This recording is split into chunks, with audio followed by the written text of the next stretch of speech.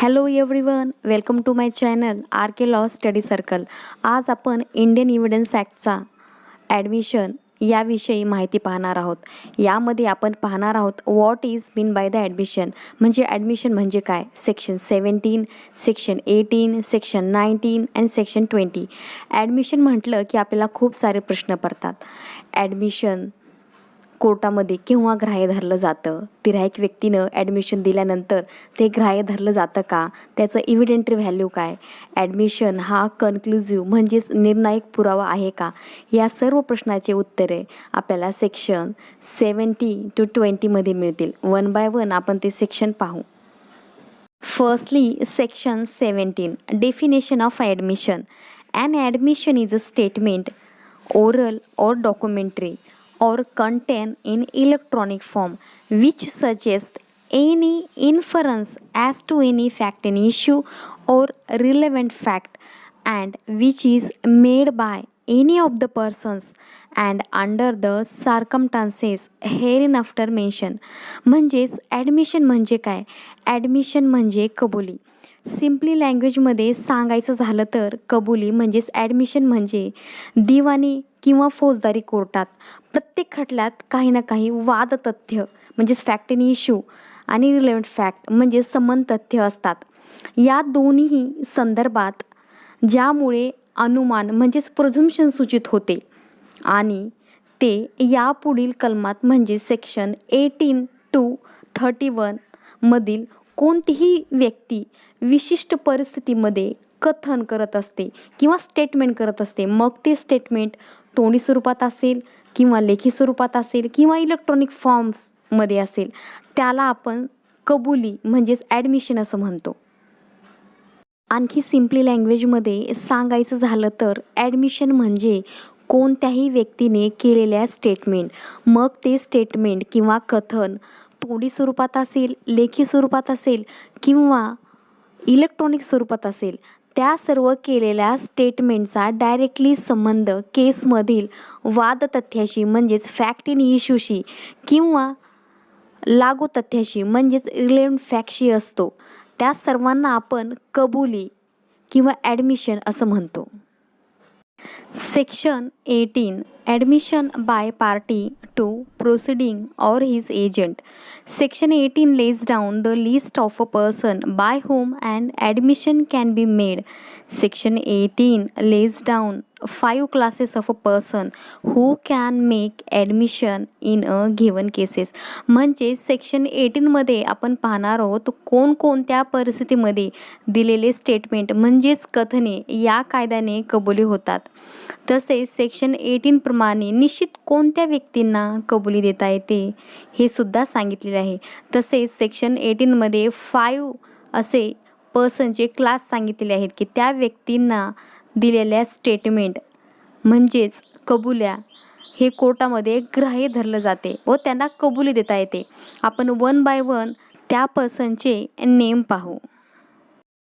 First one is parties to the proceeding. म्हणजेच जेव्हा केस चालू असते, केसमधील कोणत्याही पक्षकारांनी केलेली कथने म्हणजे स्टेटमेंट त्या कबुल्या आहेत.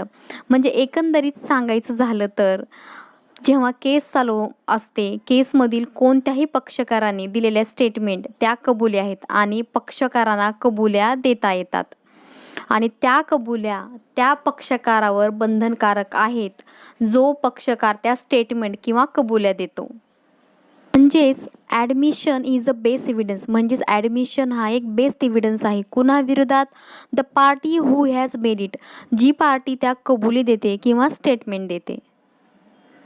Second one is admission by agent of the parties. म्हणजेच जेव्हा कार्यवाही म्हणजेच केस चालू असते तेव्हा केसमधील कोणत्याही पक्षकाराने जर आपल्या एजंटला तसा अधिकार दिला असेल एखादी स्टेटमेंट देण्याचा, मग त्या एजंटने त्या अधिकारावरून एखादी स्टेटमेंट केली असेल तर त्या कबुल्या आहेत. म्हणजेच पक्षकारांच्या एजंटने दिलेल्या स्टेटमेंट ह्या कबुल्या आहेत आणि त्या पार्टीवर बंधनकारक आहेत, जसं काही त्या पार्टीने स्वतः त्या कबुल्या किंवा स्टेटमेंट दिल्या आहेत. Third one is statement made in representative character. म्हणजेच दाव्यातील ज्या पक्षकाराने प्रतिनिधी म्हणून दावा लावला असेल किंवा प्रतिनिधी म्हणून ज्या पक्षकाराविरुद्ध दावा लावला गेला असेल त्याने केलेली कथने म्हणजे स्टेटमेंट हे ॲडमिशन आहे. For example, statement made by the, एखादी स्टेटमेंट केली असेल कुणे, by trustee, executors, administrators, manager यांनी केलेली कथने किंवा स्टेटमेंट त्या कबुल्या आहेत. Fourth one is persons having a pecuniary interest in the subject matter. म्हणजेच जिथं सेव्हरल पर्सन्स जॉईंटली इंटरेस्टेड असतात एखाद्या सब्जेक्ट मॅटर ऑफ द सूटमध्ये, मग त्यापैकी एकाने जर एखादी स्टेटमेंट दिली तर ते ॲडमिशन होईल. ती त्याच्याच पुरती नाही तर सगळ्याच्या वतीने ती स्टेटमेंट किंवा ॲडमिशन म्हणून ग्राह्य धरली जाते. पण त्या व्यक्ती कंटिन्युअसली त्या रिप्रेझेंटेटिव्ह कॅरेक्टरमध्ये असायला हवा. म्हणजेच रिप्रेझेंटेटिव्ह कॅरेक्टरमध्ये असलेल्या व्यक्तीला स्टेटमेंट देता येते आणि ती स्टेटमेंट ॲडमिशन म्हणून कोर्टात ग्राह्य धरली जाते. त्याचा पिक्युनरी इंटरेस्ट हवा त्या सब्जेक्ट मॅटर ऑफ द सूटमध्ये. Fifth one is person from whom interest derive.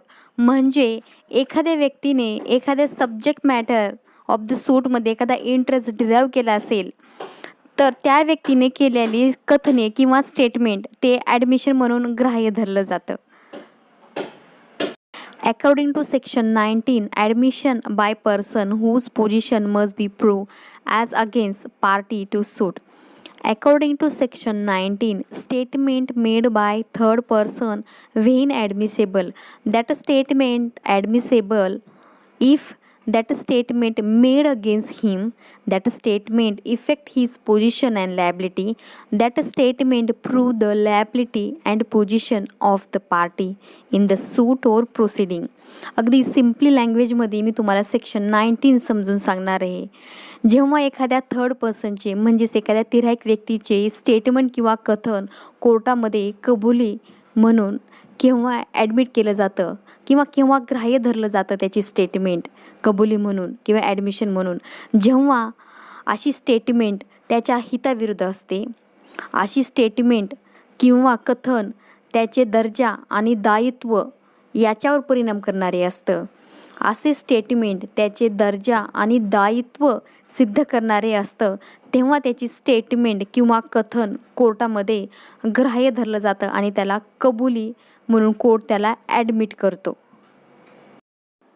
Section 20, admission by persons expressly referred to by party to suit. According to section 20, an admission of a third person is receivable in evidence against a party who has expressly referred another to him for information in regard to an uncertain or disputed matter. म्हणजेच एखाद्या third पर्सनचे statement court admission म्हणून केव्हा ग्राह्य धरलं जातं, की ते केव्हा ॲडमिशन होतं यावर मार्गदर्शन करणारा हा सेक्शन 20 आहे. अतिशय सिम्पल लँग्वेजमध्ये मी तुम्हाला सेक्शन 20 समजून सांगणार आहे. दिवाणी दावा चालू असतो, त्यात जो तंटा किंवा वाद असतो त्या संदर्भात काही माहिती पाहिजे असते. अशा वेळी पक्षकार त्या संदर्भाकरता किंवा त्या माहितीकरता दुसऱ्या पक्षकाराला सांगतो की जा आणि ह्या व्यक्तीला जाऊन विचार. ज्या व्यक्तीचा संदर्भ दिला आहे त्या व्यक्तीने जे काही कथन किंवा स्टेटमेंट केले आहेत तेच ॲडमिशन आहे, म्हणजेच त्या कबुली आहे. म्हणजे त्या संदर्भ दिलेल्या व्यक्तीने जे काही स्टेटमेंट दिलेले आहेत ते कबुल्या म्हणून कोर्ट ग्राह्य धरलं जातं. ज्या व्यक्तीचा संदर्भ दिला आहे त्या व्यक्तीने काही स्टेटमेंट दिल्या, त्या स्टेटमेंटला कोर्ट ॲडमिशन म्हणजेच कबुल्या म्हणून ग्राह्य धरून त्या ॲडमिट केल्या जातात. ओव्हरऑल आपण सेक्शन 70 to 20 पाहिले. या सर्व सेक्शनमध्ये आपण पाहिलं की ॲडमिशन म्हणजे काय, ॲडमिशन काय असतं. ॲडमिशन तिर्हाईक व्यक्तीने दिलेल्या स्टेटमेंट हे कोर्ट कबुल्या म्हणून केव्हा ग्राह्य करून घेतलं जातं, ह्या सर्व गोष्टी पाहिल्या. ॲडमिशन हा एक म्हणजे कबुल्या ह्या एक बेस्ट एव्हिडन्स आहे त्या पार्टीच्या विरुद्ध जो पार्टी तो कबुल्या देतो. पण ॲडमिशन हा कन्क्लुझिव्ह प्रूफ नाही आहे, ॲडमिशन हा निर्णायक पुरावा नाही, तो फक्त एक इस्टोपल आहे. धन्यवाद. व्हिडिओ आवडल्यास लाईक, शेअर, सबस्क्राईब जरूर करा आणि माझ्या नवीन व्हिडिओच्या नोटिफिकेशनसाठी बेल आयकॉनला नक्की प्रेस करा. धन्यवाद.